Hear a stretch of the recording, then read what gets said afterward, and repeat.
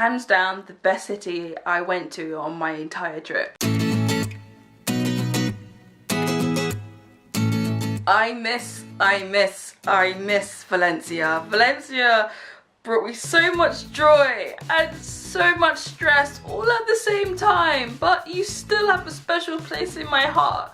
You know, like when you get a newborn baby that you do love, but damn, why won't he let you sleep? So Valencia was interesting because this was the last time that I messed up my hotel royally. Long story short, the hotel we stayed at was the Casual Valencia Sevillones, something.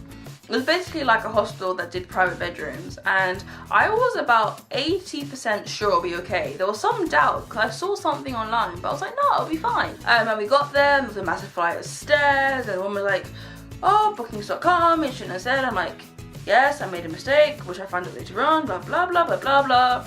Walked around for 3 hours trying to find a hotel, no room at the inn. I felt like I was in the nativity. And then we came across Hotel Venezia.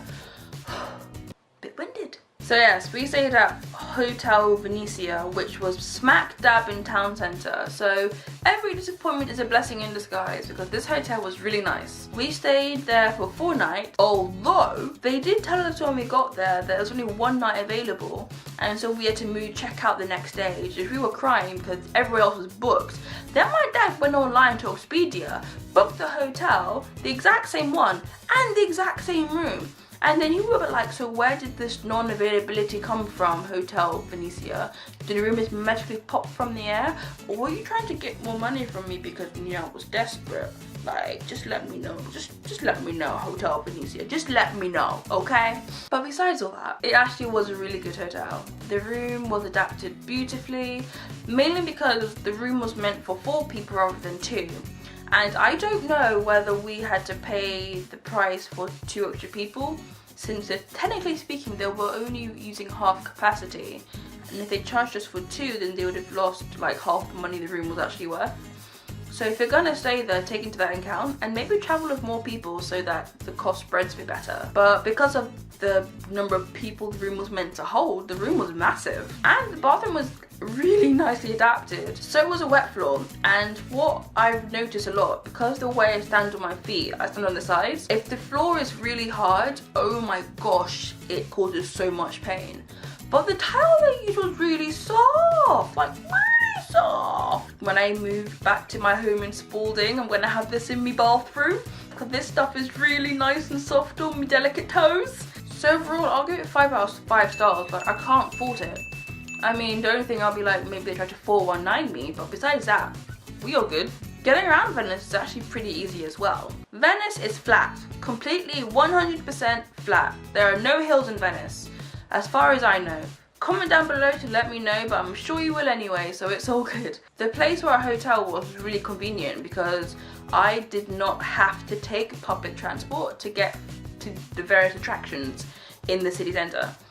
I took the bus once when I was coming from Valencia train station to my hotel because, in hindsight actually, I didn't mean to do that because it was only a 20-minute walk, but I got lost. So I took the bus and that was fine, like completely accessible. The only bit that was cobbly is Old Town, which is not far from the central market. That's the only part that is a bit cobbly, and you're gonna have to be a little bit patient there because if you're on a full stomach and speeding through, you're gonna feel sick. So go nice and slow. But Old Town's also the really nice part of Venice. Like, that's where the church is that holds the Holy Grail.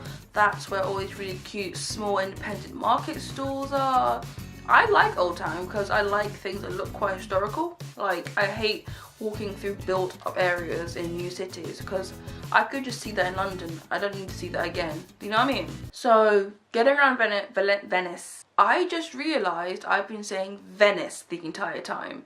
If you could swap out Venice for Valencia and just pretend that I know what I'm doing and that I actually plan this ahead, that would be great. Okay, moving on. So getting around Valencia is actually pretty easy.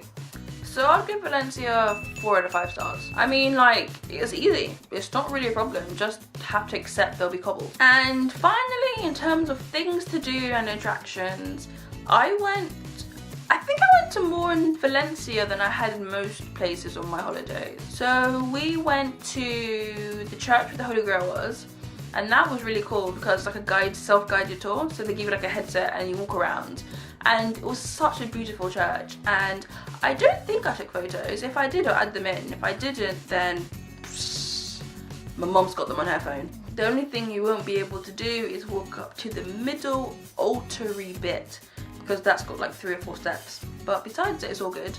And you can get into the little corner where they keep the Holy Grail behind like a bulletproof glass.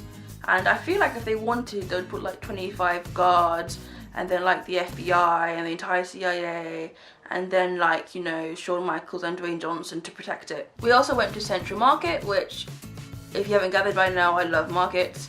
So I went ham and went there every day as much as I could to buy food. I went to the Greek place, I went to the empanada place, I went to this place that I saw this really cool donut thing. It's like a puff pastry, and I think they have vanilla in it and orange, and they deep fried them, and then they put diet sugar over it. Oh my gosh, these things were amazing. I ate those for breakfast, and I felt a little bit sick. I think there was a lot of acid in it. I think they put quite a bit of orange, and I think my stomach was like reacting funny. You did not need to know that. I'm sorry. That was overshare. My bad. But we're friends now, so it's cool. Someone got married that day, and they were walking around, and it was really cool to spy on them, what they were doing.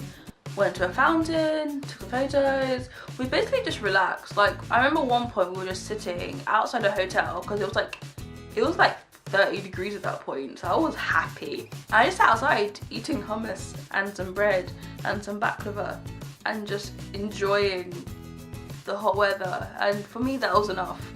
I didn't want to spend money doing this, that and the other, and I didn't want to go running around. So I just chilled in Valencia. So if you feel like I'm lacking on the attraction side, my bad. But I can only tell you about what I did and what I enjoyed. So comment down below if you've been to Valencia and you've done this, that or the other. You went to that museum, you went to that place, you went to, you know, other things that exist in Valencia that I didn't really know about because I didn't do half of them. Comment down below, let me know. 1, how it was. 2, was it accessible? 3, like, is it worth going and spending money for? Basically, Valencia's getting 5 out of 5 for attractions, which means overall, Valencia, you are getting 4 out of 5 stars. I am definitely going back to Valencia. Like, that is a fact. And I will probably stay in the same hotel because I just like this location. Although there are loads of hotels in the area, but they're all quite bougie and expensive. Like, really? Really? Basically, I love it, and it loves me, and we're a happy family. With a great big hug and a kiss from me to you. Won't you say you love me too? Okay, I'm done. I'm being an idiot. I'll see you in the next video, guys. Bye.